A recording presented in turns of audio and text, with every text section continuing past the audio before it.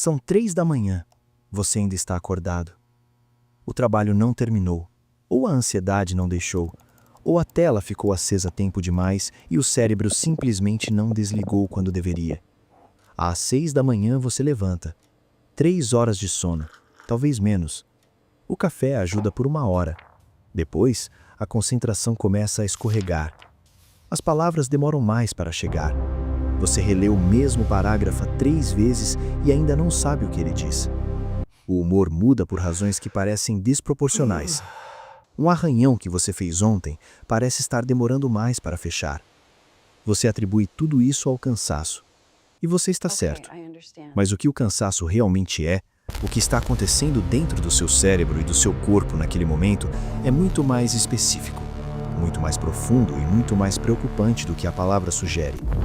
Porque o sono não é ausência de atividade, é um estado fisiológico ativo, preciso e insubstituível, durante o qual o seu cérebro executa processos que são literalmente impossíveis de realizar enquanto você está acordado. E quando esses processos não acontecem, o colapso não começa no dia seguinte. Começa nas primeiras horas, em silêncio, dentro de sistemas que você não consegue monitorar diretamente. Para entender o que o sono realmente é, precisamos entender o que está acontecendo no seu cérebro quando você finalmente fecha os olhos. A maioria das pessoas acredita que o sono é o cérebro desligando, uma pausa, um modo de economia de energia. Essa ideia está completamente errada. Durante o sono REM, a fase dos sonhos, o consumo de glicose em certas regiões do cérebro é praticamente idêntico ao da vigília. O córtex visual, a amígdala e o hipocampo operam com atividade elétrica quase indistinguível do estado de alerta intenso. O cérebro não está descansando, está executando uma lista de tarefas que não pode ser feita de outra forma. O sono humano é dividido em ciclos de aproximadamente 90 minutos que se repetem entre 4 e 6 vezes por noite. Cada ciclo contém fases distintas, cada uma com uma função biológica específica e processos neuroquímicos próprios. Durante o sono leve, o estágio N1 e N2, os níveis de norepinefrina e serotonina caem progressivamente. A temperatura corporal central diminui entre 1 e 2 graus Celsius, um sinal ao hipotálamo de que o estado de vigília deve ser suspenso. O ritmo cardíaco desacelera. A atividade do sistema nervoso simpático recua. O eletroencefalograma começa a mostrar fusos do sono, que são explosões de atividade elétrica entre 12 e 15 Hz produzidas pelo tálamo, estruturas que bloqueiam ativamente a entrada de estímulos sensoriais externos para proteger o sono de interrupções. Então vem o sono profundo, o estágio N3, chamado de sono de ondas lentas. Nessa fase, o eletroencefalograma mostra ondas delta, de frequência entre 1 e 4 Hz, e amplitude alta, varrendo o córtex em ciclos regulares. É durante esse estado que o hipocampo, estrutura responsável pelo armazenamento temporário de novas memórias, inicia o processo de transferência para o neocórtex, onde as memórias serão armazenadas permanentemente. Esse processo é chamado de consolidação da memória declarativa, e ele requer o sono profundo para acontecer. Estudos com privação seletiva de sono profundo mostram que participantes que aprenderam novas informações no dia anterior e foram impedidos de entrar no estágio N3, mas que dormiram normalmente nas outras fases, retiveram significativamente menos das informações aprendidas do que participantes que tiveram sono profundo completo. Uma única noite sem sono profundo suficiente compromete a transferência de memória para armazenamento de longo prazo. É também durante o sono profundo que o hormônio do crescimento é secretado. Mais de 70% da liberação diária total do hormônio do crescimento em adultos ocorre durante os primeiros ciclos de sono profundo da noite. Esse hormônio não é relevante apenas para o crescimento em crianças. Em adultos, ele coordena o reparo tecidual, a síntese de proteínas musculares, a regulação do metabolismo de gorduras e a manutenção da massa óssea. Privar o organismo de sono profundo é privar o organismo da janela principal de reparo e manutenção tecidual. E então vem o sono REM. REM, do inglês Rapid Eye Movement, é a fase em que os olhos se movem rapidamente sob as pálpebras fechadas, enquanto o cérebro processa experiências com uma intensidade que não tem equivalente na vigília. Durante o sono REM, os níveis de acetilcolina atingem os valores mais altos de todo o ciclo de 24 horas. A norepinefrina e a serotonina, ao contrário, caem para os níveis mais baixos registrados no organismo humano vivo. Essa combinação química específica, alta acetilcolina com norepinefrina e serotonina suprimidas, cria um estado neurológico único que não existe em nenhum outro momento. Nesse estado, o cérebro processa memórias emocionais de uma forma que reduz o componente emocional associado a elas sem apagar o conteúdo factual. O neurocientista Matthew Walker, da Universidade da Califórnia, em Berkeley, descreve esse processo como terapia noturna. O hipocampo e a amígdala reativam memórias do dia, mas a ausência de norepinefrina, o neurotransmissor associado ao estresse e ao estado de alerta, permite que o cérebro processe essas memórias sem a carga emocional original. É por isso que experiências difíceis parecem ligeiramente mais distantes depois de dormir. O cérebro trabalhou nelas enquanto você dormia, processando o conteúdo enquanto suprimia quimicamente a intensidade emocional associada. Mas há um processo descoberto em 2013 por Mike Nethergaard e sua equipe na Universidade de Rochester, que mudou completamente a compreensão da função do sono: o sistema linfático. Durante a vigília, o metabolismo intenso do cérebro produz subprodutos metabólicos que se acumulam no espaço intersticial entre os neurônios. Entre esses resíduos está a proteína beta-amiloide, fragmentos proteicos que, em concentrações elevadas, se agregam em placas associadas à doença de Alzheimer, e a proteína tau, cuja hiperfosforilação está ligada à degeneração de neurônios no mesmo contexto. Durante o sono profundo, as células gliais do cérebro, especificamente os astrócitos, encolhem entre 50% e 60% do seu volume normal. Esse encolhimento aumenta o espaço intersticial entre as células neurais em até 60%. Esse espaço expandido permite que o líquido cerebroespinhal flua através do parênquima cerebral em pulsos sincronizados com as ondas delta do sono profundo, varrendo os resíduos metabólicos acumulados durante o dia e drenando-os para o sistema linfático periférico. O sistema linfático elimina beta-amiloide do cérebro 2 vezes mais rápido durante o sono do que durante a vigília. Em uma única noite de sono privado, os níveis de beta-amiloide no líquido cerebroespinhal aumentam mensuravelmente. Estudos de imagem cerebral com tomografia por emissão de pósitrons mostram que após apenas uma noite sem dormir, o acúmulo de beta-amiloide aumenta em regiões do hipocampo e do tálamo em comparação com noites de sono normal. A privação crônica de sono, definida como dormir consistentemente menos de 6 horas por noite, está associada a um risco entre 30% e 40% maior de desenvolver doença de Alzheimer ao longo da vida, em comparação com pessoas que dormem entre 7 e 8 horas. Isso não é correlação estatística fraca. É uma das relações causais mais robustas que a neurologia do sono documentou. Voltemos àquela noite de 3 horas de sono. Enquanto você estava acordado até as 3 da manhã, a adenosina estava se acumulando no seu cérebro. A adenosina é um subproduto do metabolismo neuronal que se acumula progressivamente durante a vigília e se liga a receptores específicos no prosencéfalo basal e no tálamo, induzindo sonolência. Quanto mais horas você passa acordado, mais adenosina se acumula. A pressão do sono que você sente após 18 horas acordado é em grande parte a pressão da adenosina sobre esses receptores. O café funciona porque a cafeína é um antagonista competitivo dos receptores de adenosina. Ela se liga aos mesmos receptores sem ativá-los, bloqueando o sinal de sonolência. Mas não elimina a adenosina. Quando o efeito da cafeína passa, A adenosina acumulada ocupa os receptores de uma só vez, o que explica a queda abrupta de energia que muitos usuários de cafeína experimentam. Quando você finalmente dormiu naquela noite, o sono eliminou a adenosina acumulada. Mas em apenas 3 horas, os ciclos de sono não se completaram o suficiente. A privação de sono tem efeitos imediatos, que são mensuráveis e que a pessoa privada de sono frequentemente subestima.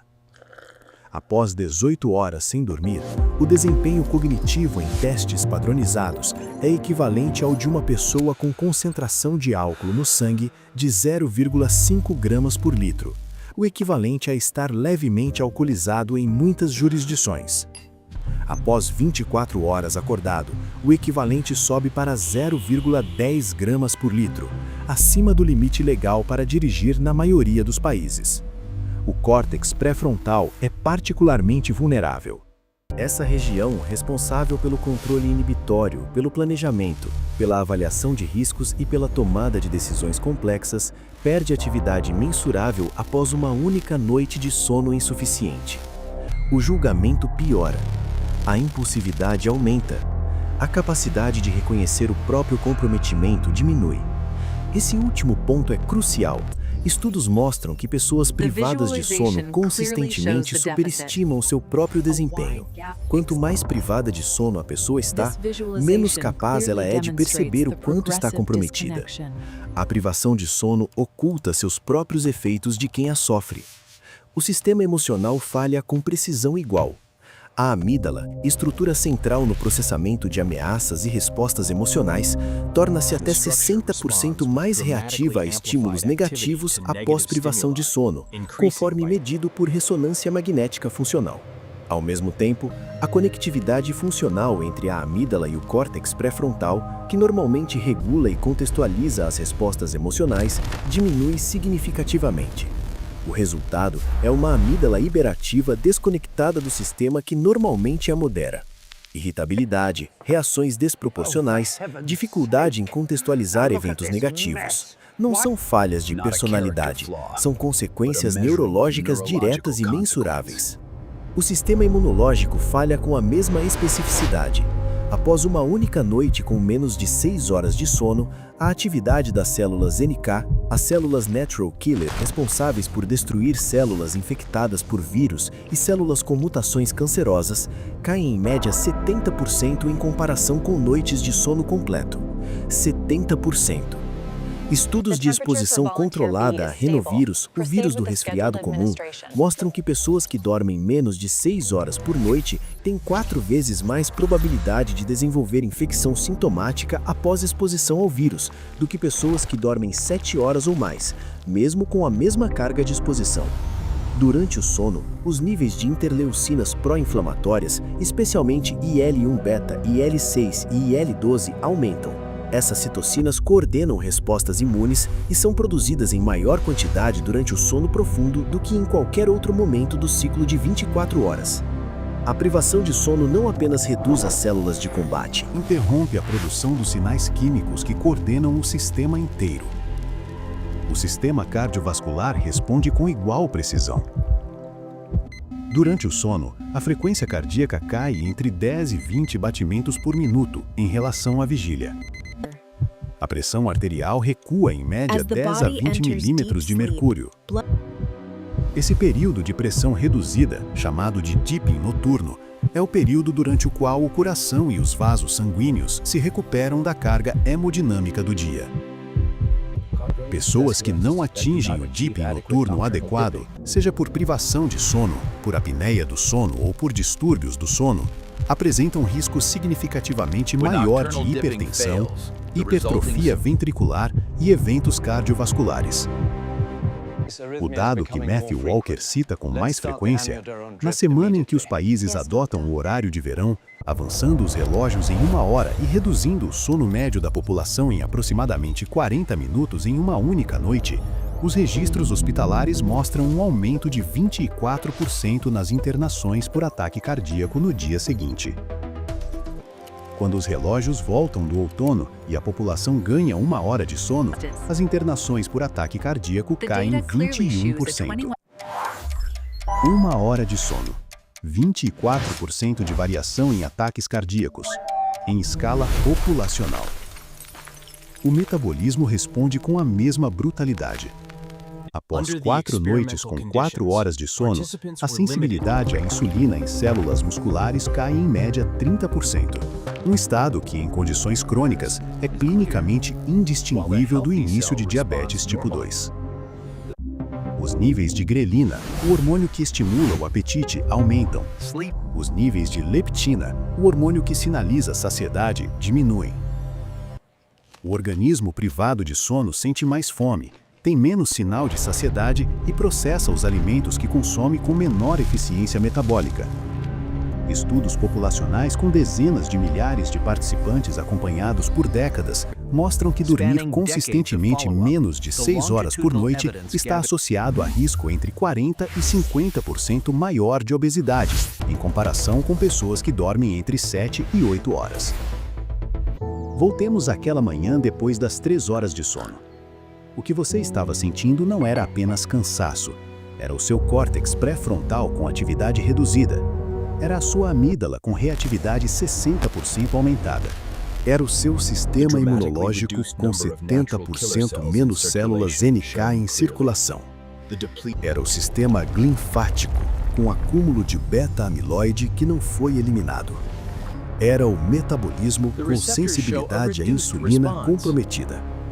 Era o coração sem o DIP noturno completo. Era o seu organismo funcionando em modo degradado em 6 sistemas simultaneamente, por uma noite. E a dívida que você criou naquela noite não é paga com sono extra no fim de semana. A consolidação de memórias que não aconteceu não acontece retroativamente. A beta-amiloide que se acumulou não é eliminada retroativamente. Os ciclos de sono perdidos não são recuperados nos ciclos seguintes. O sono funciona em tempo real. A biologia não aceita parcelamento. O que a neurociência do sono documentou na última década está mudando a forma como a medicina pensa sobre saúde pública.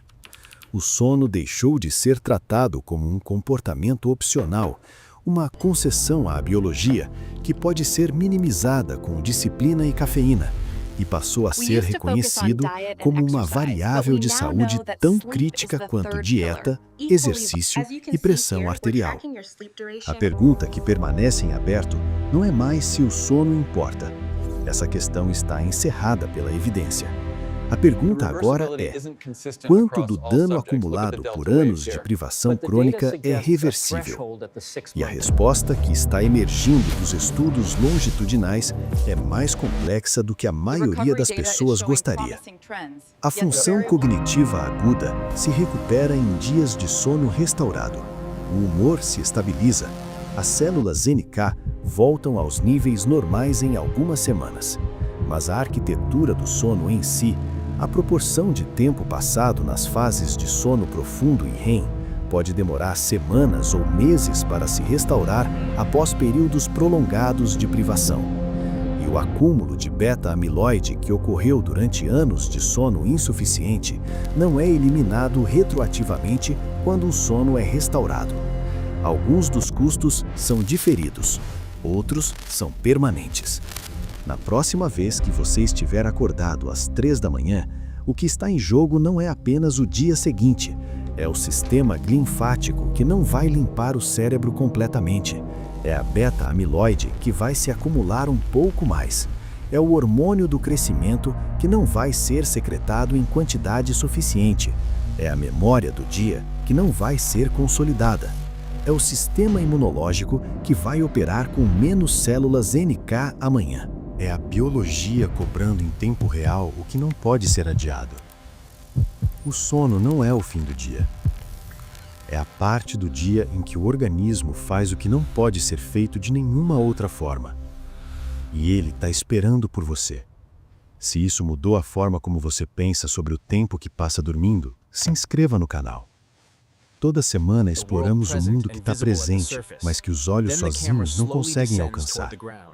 E no próximo vídeo, saímos do corpo humano e vamos para o oceano profundo. para as regiões onde a luz solar nunca chega, onde a pressão é suficiente para esmagar submarinos, onde a temperatura está a poucos graus acima do zero e onde, apesar de tudo isso, existe vida.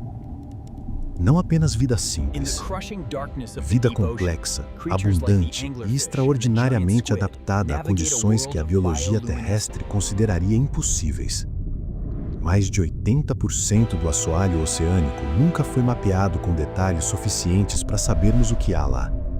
O espaço que mais ignoramos não está acima de nós, está abaixo da superfície do mar. Não perca!